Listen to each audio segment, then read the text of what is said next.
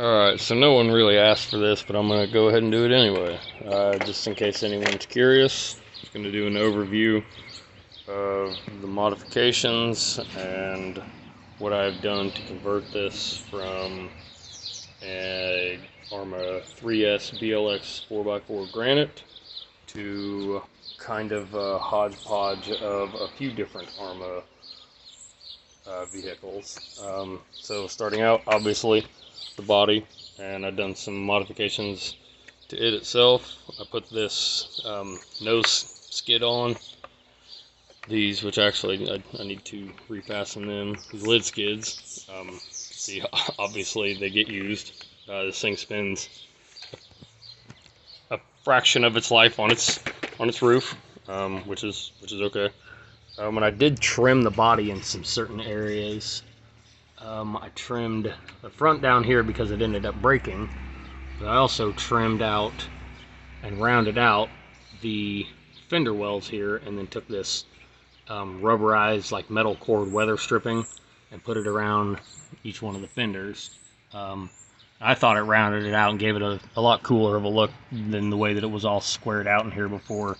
Yeah, it kept debris out of the chassis a little bit better, but whatever. It's a fucking monster truck, right? Okay. We'll take this dude off. The 4S, the arrma 4S line shock towers, or fucking body mounts, I'm sorry. You need that if you're going to run the outcast body. I did the center brace, the wing and wheelie bar mount, which the wheelie bar is actually broken right there, you can see. I went with Typhon A-arms. I had originally planned on running the backflips that come on the outcast, and I actually bought a pair. Well, come to find out, even with the I don't know if you can see them, the Hot Racing 10mm extensions, the 12 to 17mm adapters. I did change these, the 14s out to 12s, so I could run those. And even with a Typhon A-arm and that 10mm extension, the 3.8 tires would not fit, or they fit, but I couldn't turn. As you see, if you're familiar with the Outcast, I've trimmed a significant amount off this bumper, and I did that so I could run it for a little while, and it rubbed the shit out of the body. So after like 2 runs with the backflips on, I didn't want to change everything out to the 4S arms and the 4S knuckles and shit, so I just stuck with the 3S stuff and went with MX-28s. I had originally upgraded to a ZD racing shock, front and back. I bought 2 sets because they're like fucking $30 for a full set front and back. I bought the extra set to have in case, you know, something broke, because you can't just buy extras for those particular shocks. So I ran those for a little while, and they were meh. A slight upgrade as far as adjustment over stock, but as far as rebound and everything, they're turds. However, as you guys have seen in the other videos, I did swap out the ZD Racing springs on the Creighton EXB, or just the EXB line 6S shocks. These are the stock springs in the back. They had the right amount of springiness and resistance for what I was looking for in the rear end. The front end, the springs were just, they were too long and they were way too stiff. Had a 0 adjustment as far as preload was concerned, and they were just way too stiff. So anytime I would take a turn, it'd just shit whip it to the side, and it'd, you know, be doing cartwheels. So changed those out, and absolutely love it. Like 70 weight in the front and 80 in the rear. Okay. The motor is a Surpass Hobby 3674 2850 kV, $40 eBay motor.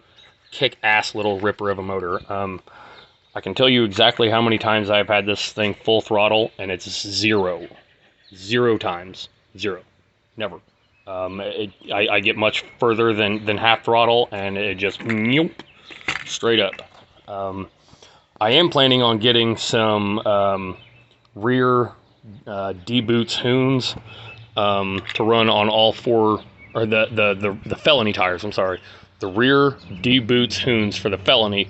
And I want to run it on all 4 corners, and I want to see how fast I can get this thing on the street, because these, obviously, if you know these tires, they balloon like crazy, which is fine for doing tricks and stuff, but for speed runs, yeah, not so much. And I want to see how fast this little bastard is. Okay, going back over here, Yeah Racing aluminum heatsink booster fan that I also run off of a third power switch, so I can control it from my my radio here. I'll show you that. Right there. Turn that dude on and off. I drive a lot in the winter. I live in Illinois. It's cold as hell. So in the winter, it's nice to have this, conserve power.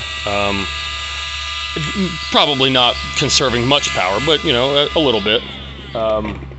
So that was another cool upgrade, I thought. Some people on a Facebook forum kind of thought it was stupid. You should just run your fan the whole time. Well, I don't think it's necessary to run your fan the whole time. So, I don't. Let's see, what else? Yeah, obviously the Dumbo RC. Excellent radio. Leaps and bounds fucking better than what came with this thing. What else? Animos, Amazon special 20 kg servo. Did things like $18, $20 maybe shipped. Worth every penny. Worth every single penny. Let's see. It's a hot racing adjustable motor mount. You see right here, if you do run a 4S pack in this thing, and you do run that motor mount, you might want to get like a piece of felt or something, because that 4S pack rubs right up against it. You see my balance wires right up against that. So I did put that in there to keep the battery safe. It's also running on a 17 tooth pinion. I've got a new ESC, and it's still only 120 amp ESC, because this is the BLX 120. Sorry, that's another one of the upgrades. BLX 120, obviously the arrma granite comes with the BLX 100. I do have a easy run that I'm eventually going to put on, and I don't know if it's going to cure the cogging issue that I've been having. And if it doesn't, I'm probably just going to find a BLX 185 on eBay used and see what kind of stupid nonsense I can pull out of this thing. I think that's about all of the upgrades. Still the still original chassis. I think I've replaced these drive shafts. I've replaced them in the back twice. Oh shit! I forgot.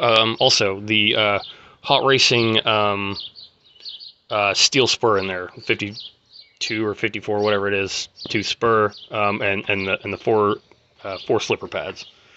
Yeah, and I think that's it. God damn, that turned out to be a lot longer than I thought. Yeah.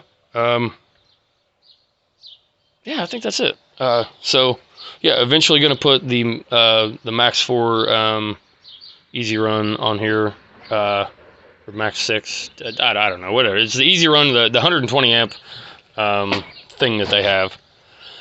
And if that doesn't take away the cogging, I'm just going to go straight to a fucking 6S ESC and run the balls off of this thing. I don't know. Thanks, guys.